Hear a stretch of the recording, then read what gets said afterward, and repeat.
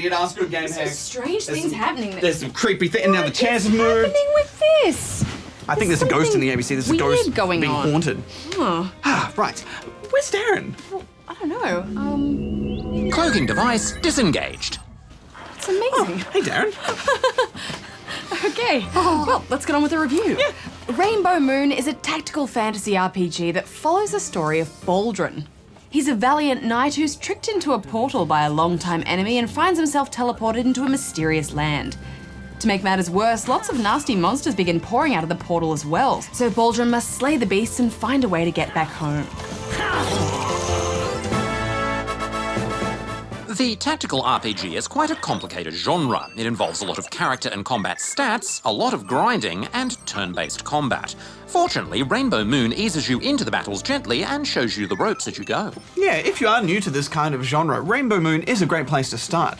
You begin the game with some very basic equipment and single move attacks. Running into enemies within the world will trigger an encounter. Once this happens, you take turn moving about the board in a grid, a bit like a game of chess. If you move directly in front of an enemy, however, they're going to be able to get the first hit in.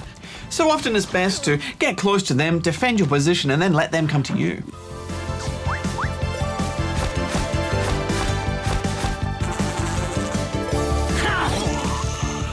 Yeah, unfortunately early battles are quite dull because you can only perform one action per turn, like move a space, attack, or consume a potion, that sort of thing.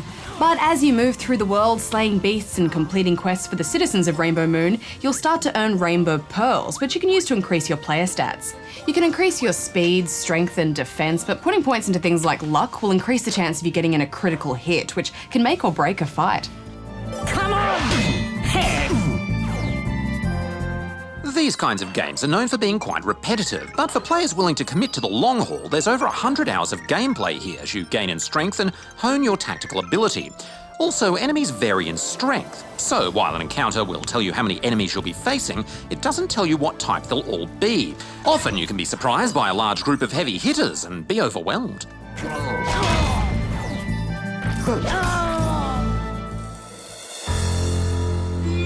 These games are also known for being pretty punishing, but I think Rainbow Moon has done a good job at being forgiving for risky moves and mistakes.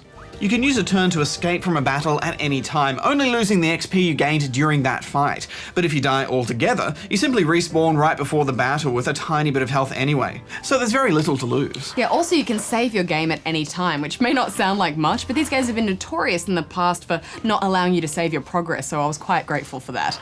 After what seems like an eternity of square-by-square battles and completing a few fetch quests to retrieve items like ladders that'll allow you to pass into new areas, you'll start to level up enough to increase your combat abilities and movement. You'll eventually be able to make 3 turns per round, and you'll also pick up additional skills which require mana to use, but have much more heavy-hitting attacks. Yeah, and this is where combat gets really interesting, because some attacks can only attack the square in front of you, while others can attack diagonally, so you have to start planning your moves ahead, and it's quite fun thinking about all of that. It really is like a game of chess, isn't it? And you have to get into that headspace of being prepared for what's going to happen further down the track. Venturing into dungeons, leveling up, and following your main quest line will finally see you teaming up with other characters in the game to fill out your party. Your first companion is a ranged adventurer who will make battles far more complex and interesting, as you not only have to factor in their safety, but their contribution to the fight. Yes, Barjonia, for example, cannot attack an enemy directly in front of her. She needs to be more than one space behind. Barjonia? Yeah, I named her after you.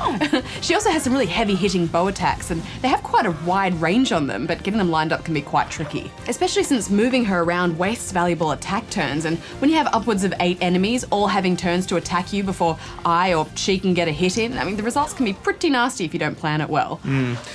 I feel like we barely scratched the surface of this game, Hex, and yet it took us so long to get as far as we did. It's quite common for these games to have such a slow start, but I think a lot of gamers will get a little bit bored initially and maybe not continue because of that, and it's such a shame.